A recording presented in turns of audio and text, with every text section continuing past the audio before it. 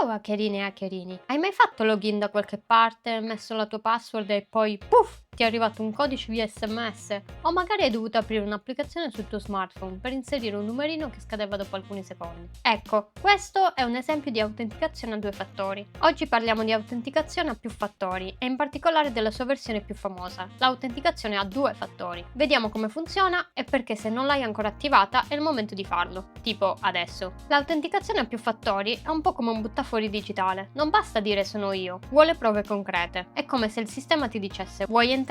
Ok, fammi vedere almeno due documenti di identità e non vale la tessera del supermercato. Questi documenti di identità, chiamati fattori appunto, rientrano in tre grandi categorie. Qualcosa che sai, tipo password o PIN, qualcosa che hai, come telefono o chiavette USB, e qualcosa che sei, come impronta digitale, volto, voce o l'iride se ti chiami James Bond. In pratica si combinano questi fattori per ottenere l'autenticazione a più fattori. Se ne usi due, hai l'autenticazione a due fattori. Se ne usi tre, beh, è a tre fattori. E così via. Semplice, no? L'autenticazione a due fattori quindi è solo una versione dell'autenticazione a più fattori, ma è la più comune e facile da usare. Infatti il mix più comune usato è password più codice via SMS o tramite un'applicazione sullo smartphone. L'autenticazione a due fattori è molto utile perché aggiunge una protezione agli account che abbiamo. Ti faccio un esempio. Hai messo una password lunga 30 caratteri con lettere, numeri, simboli, emoji, geroglifici, ma un giorno ricevi un'email strana, accesso sospetto, cambia password, clicca qui. Tu clicchi senza pensarci troppo e bam, sei caduto in un attacco di phishing. Senza l'autenticazione a due fattori, l'hackerino entra nel tuo account. Facile. Con l'autenticazione a due fattori, no caro, ti manca l'altro pezzo del puzzle. Manca infatti il secondo fattore. È come avere due lucchetti sulla porta di casa. Anche se uno viene forzato, l'altro regge. Ma attenzione, non tutti i fattori sono uguali. I codici via SMS o email sono comodi sì, ma un po' fragili. Possono essere intercettati o le mail violate. Insomma, non sono il massimo della sicurezza. Ovviamente parliamo di attacchi più complessi, ma comunque possibili. Le applicazioni tipo Google o Microsoft Authenticator, molto meglio, generano codice offline senza bisogno di internet. I token fisici, come le chiavette delle banche, sono ottime per la sicurezza, ma devi portarle con te e attenzione a non metterli in lavatrice o perderli sotto il divano. Ed infine la biometria, impronte, volto, voce, molto sicura, ma serve un dispositivo specifico per usarla. Insomma, non basta aggiungere un passaggio in più, serve scegliere quello giusto per te. Ma ora lo so che i più curiosi si stanno chiedendo, ok, ma queste applicazioni tipo Google Authenticator sono molto usate, ma come funzionano? Ecco il mistero svelato, usano un sistema chiamato Time Based One Time Password. Fa paura, no? Ma tranquilli, ve lo spiego in modo semplice. Quando attivi l'autenticazione a due fattori su un sito web ti viene mostrato un QR code. Quel QR code è generato dal server, cioè un computer che sta da qualche parte nel mondo e che risponde alle tue richieste. Dentro quel QR code c'è nascosta una chiave segreta ed è lei la base di tutto. Scansionando il QR code con l'applicazione Authenticator, il tuo telefono salva in modo sicuro quella chiave. Ora il tuo telefono e il server del sito condividono la stessa chiave, senza più scambiarsela online. Ogni 30 secondi l'applicazione usa quella chiave più l'orario corrente per creare un codice temporaneo. Quando accedi, inserisci la password e poi quel codice temporaneo. Il server prende l'orario in cui invii il codice temporaneo e calcola quale numero è valido in quei precisi 30 secondi, usando la stessa chiave segreta che avevi scansionato con l'applicazione e che il server ha salvato. Se il codice combacia, accesso approvato. Non serve quindi internet per generare il codice, tutto avviene offline, in locale sul telefono. Inoltre, quel codice vale solo per pochissimo tempo, dopo diventa carta straccia, non è più utilizzabile. E per chi vuole entrare nel tuo account perché ha rubato la tua password, non è più una passeggiata, è un percorso ad ostacoli. Piccola nota però, quando attivi l'autenticazione a due fattori, spesso ti danno anche dei codici di backup. Pensa a loro come delle chiavi di scorta. Se perdi il telefono o l'applicazione Authenticator, sono l'unico modo per rientrare. In genere sono 5 o 10, monouso. Ogni codice può essere inserito al posto del codice generato dall'applicazione per completare il login, ma una volta usato diventa invalido. Quindi tienili in un posto sicuro, meglio offline, perché se li perdi rischi di restare fuori dal tuo account. Però ahimè, c'è anche una brutta notizia. Anche con app, codici temporanei e backup, l'autenticazione a due fattori non sostituisce mai occhi aperti e buonsenso. Infatti, anche l'autenticazione a due fattori ha i suoi punti deboli. Il phishing in tempo reale. Funziona così. Ti arriva un'email sospetta con un link. Cliccandolo arrivi su un sito che sembra vero, ma che invece ha creato l'hackerino di turno. Metti la password e poi pure il codice dell'autenticazione a 2 fattori. Nel frattempo, dall'altra parte, l'hackerino prende quel codice e lo usa subito per entrare sul vero sito. Tu hai fatto tutto correttamente, ma eri sulla pagina sbagliata. Ovviamente questo attacco è più complesso e richiede che l'hackerino sia pronto ad usare subito il codice dell'autenticazione a 2 fattori. Non è il classico phishing. Però attenzione, questo non significa affatto che non valga la pena usare l'autenticazione a 2 fattori. Anzi, l'autenticazione a più fattori è importante e dovresti attivarla, se non l'hai ancora fatto. Però non dimenticare di fare attenzione sempre. Se ti è piaciuto il video, lascia un like e iscriviti al canale per altri contenuti sul magico mondo della cybersecurity. Ciao, alla prossima!